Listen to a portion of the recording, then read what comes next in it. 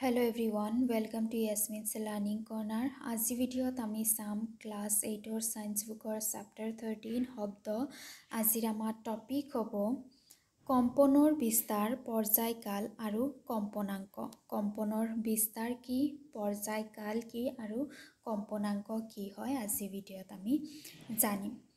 So আমি ইয়াৰ আগতে শিকি আহিছোঁ যে এটা বস্তু অগা পিছা গতিকেই কম্পন বুলি কোৱা হয়। যদি বস্তু এটা অগা পিছা হৈ আছে তেতিয়াহ'লে তাক কি কোৱা হয়, কম্পন কোৱা হয়। আৰু এই গতিক দলন গতি বুলিও কোৱা হয়। দলন গতি মানে কি, দোলক এটা যেতিয়া গতি কৰে হয়নে, দোলক এটাক যেতিয়া আমি লৰচৰ কৰাই দিওঁ তেতিয়া ই এবাৰ ইপিনে আহে এবাৰ ইপিনে যায়, ৰাইট, এবাৰ ইপিনে যায় এবাৰ ইপিনে যায়। সো ইয়াতেও কি হয়, বস্তুটো অগা পিছা হয়, এবাৰ আগৰ পিনে যায় এবাৰ পিছৰ পিনে যায়।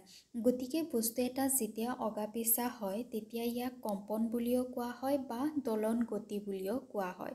তোমালোকে আগৰ শ্ৰেণীসমূহত ইতিমধ্যে দলন গতি আৰু পৰ্যায়কালৰ বিষয়ে শিকিছা। দলন গতি আৰু পৰ্যায়কাল কি হয় আগৰ ক্লাছসমূহত ভালদৰে জানিছা।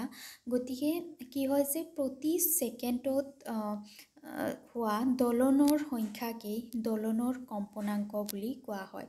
তাৰমানে প্ৰতি ছেকেণ্ডত দোলক এটাই যিমানবাৰ কম্পন কৰিব পাৰে, অৰ্থাৎ এইটো ইহঁতৰ চেণ্টাৰ হয়, ইয়াৰ পৰা এবাৰ ইফালে গৈ যোৱাকে কি কোৱা হয়, এবাৰ দোলন হোৱা বুলি কোৱা হয়। চেণ্টাৰৰ পৰা গৈ পেলাই আকৌ চেণ্টাৰত অহা কি কোৱা হয়, এটা দোলন বুলি কোৱা হয়। আৰু প্ৰতি ছেকেণ্ডত হোৱা যিটো দোলনৰ সংখ্যা সেইটো সংখ্যা কি কোৱা হয়, কম্পনাংক বা ফ্ৰিকুৱেঞ্চি বুলি কোৱা হয়। আৰু এই যিটো কম্পনাংক আছে, কম্পনাংকক হাৰ্টছত লিখা হয়।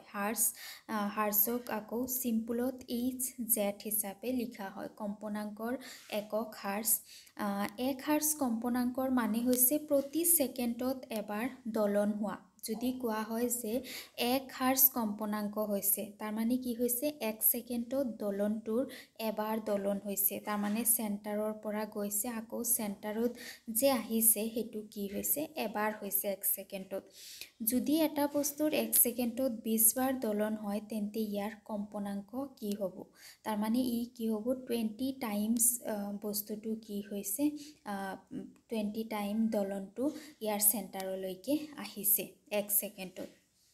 যদি তীব্ৰগতিত ইয়াক জুলাই দিয়া হয়, তীব্ৰগতিত ইয়াত লৰাই দিয়া হয়, তেতিয়াহ'লে ই এক ছেকেণ্ডত 20 বাৰ দলন হ'ব পাৰে। শব্দ সৃষ্টি কৰা বস্তুবোৰ নেদেখাকৈও বহুত পৰিচিত শব্দ তোমালোকে চিনিব পাৰা। যদিও কিছুমান বস্তুৰ তোমালোকে শব্দ কেনেকৈ সৃষ্টি হয় সেইটো নাজানা, তথাপি তোমালোকে বিভিন্ন ধৰণৰ শব্দ শুনি পেলাই গম পাব পাৰা যে এইটো কিহৰ শব্দ হয়, ৰাইট। হৰ্ণৰ শব্দ কেনেকুৱা ধৰণৰ হয়, গিটাৰৰ শব্দ কেনেকুৱা ধৰণৰ হয়, মানুহৰ কথাৰ শব্দ কেনেকুৱা ধৰণৰ হয়, মানুহৰ ভিতৰত আকৌ ল'ৰাৰ কথা নে ছোৱালীৰ কথা, সৰু ল'ৰা নে ডাঙৰ ল'ৰা, এনেকুৱা ধৰণৰ শব্দসমূহৰ মাজত আমি পাৰ্থক্য চিনিব পাৰোঁ। ই কেনেকৈ সম্ভৱ, শব্দৰ নিশ্চয় বেলেগ বেলেগ প্ৰকৃতি, নহ'লে তোমালোকে চিনি উলিয়াব নোৱাৰিলাহেঁতেন। চ' শব্দৰ কি আছে, বেলেগ বেলেগ প্ৰকৃতি আছে, বেলেগ বেলেগ ধৰণৰ শব্দ আছে।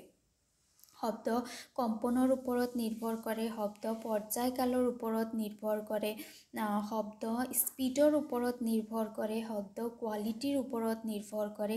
এইবোৰৰ ওপৰত নিৰ্ভৰ কৰি বেলেগ বেলেগ বস্তুৰ বেলেগ বেলেগ শব্দ সৃষ্টি হয়। যিবোৰ উপাদানে ইহঁতক বেলেগ বেলেগ প্ৰকৃতি দিয়ে সেইবোৰৰ বিষয়ে কেতিয়াবা ভাবি চাইছেনে? বিস্তাৰ আৰু কম্পনাংক সকলো শব্দৰে দুটা আৱশ্যকীয় ধৰ্ম। বিস্তাৰ, ই কিমানখিনিলৈকে বিস্তৃত হৈছে, এইটো শব্দটো ছফ্ট হয়নে লাউড হয় সেইটো, আৰু ইয়াৰ কম্পনাংক, ই কিমান কম্পন হৈছে তাৰ ওপৰত শব্দৰ যিটো ধৰণ সেইটো নিৰ্ভৰ কৰে। বিস্তাৰ আৰু কম্পনাংকৰ আধাৰত আমি শব্দৰ প্ৰভাৱ উলিয়াব পাৰোঁ নেকি? আমি যেতিয়া শব্দ শুনিবলৈ পাওঁ তেতিয়া আমি গম পাওঁ যে এইটো বেলেগ বেলেগ বস্তুৰ শব্দ, ৰাইট। আৰু সেইটো কিহৰ কাৰণে গম পোৱা যায় যে শব্দ বেলেগ বেলেগ উপাদানৰ ওপৰত নিৰ্ভৰ কৰে। উপাদানসমূহ বিশেষকৈ বিস্তাৰ আৰু কম্পনাংকৰ ওপৰত নিৰ্ভৰ কৰে।